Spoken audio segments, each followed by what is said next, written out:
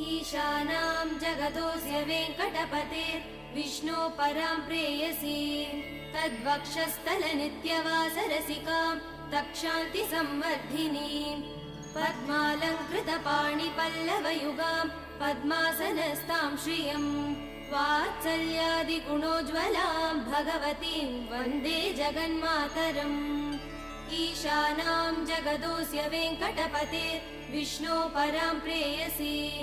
तद्वक्षस्थलनित्यवासरसिकां तक्षान्ति संवर्धिनीं पद्मालङ्कृतपाणिपल्लवयुगां पद्मासनस्तां श्रियं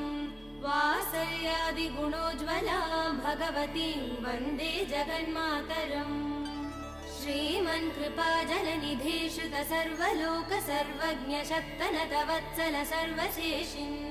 स्वामिन् सुशील सुलभाश्रित